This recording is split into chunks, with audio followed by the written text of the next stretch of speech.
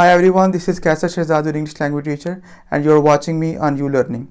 Today we are going to talk about the most important part of speech. Without that part of speech, you can't make a sentence. We're going to talk about verbs. As you know that a verb is a word that tells us about an action or a state of being.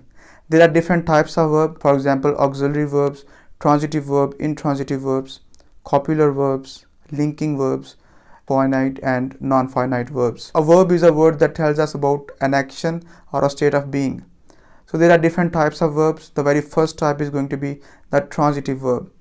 A transitive verb is a verb for which you have to have an object in order to complete the meaning of a sentence. For example, she picks. So what do she pick? We need to have an object to complete the meaning of the sentence. So she picks a mango. Now it's giving some sense.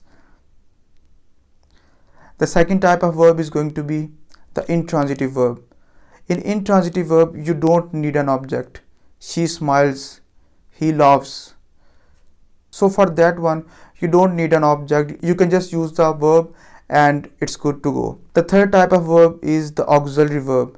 That's the most important type of verb. It actually helps us to identify the type of tense. For example, is, am, are, was, were, has, have, had. All these types tell us so much about the tense and it tells us about the time as well. The fourth type of verb is going to be the linking verb. So these are the verbs which help us to link different parts of a sentence. For example, it seems like you're enjoying the video. So seems is the linking verb. It looks like it's going to rain. So looks is the linking verb. The fifth type of verb is going to be the finite verb. So in the finite verb, you don't need a helping verb to complete the sentence. She wrote a letter. You did not need a helping verb. Whereas in non-finite verbs, you need to have a helping verb. For example, she was writing a letter.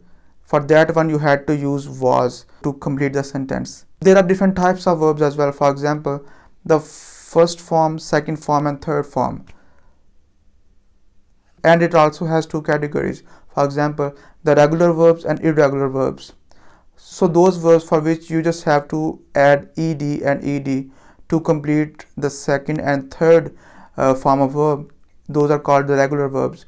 Whereas like do, did, done, you don't have to add the ed or ed form. Those are called the irregular verbs. I hope you enjoyed the video. Just keep on practicing and send me those assignments. Goodbye.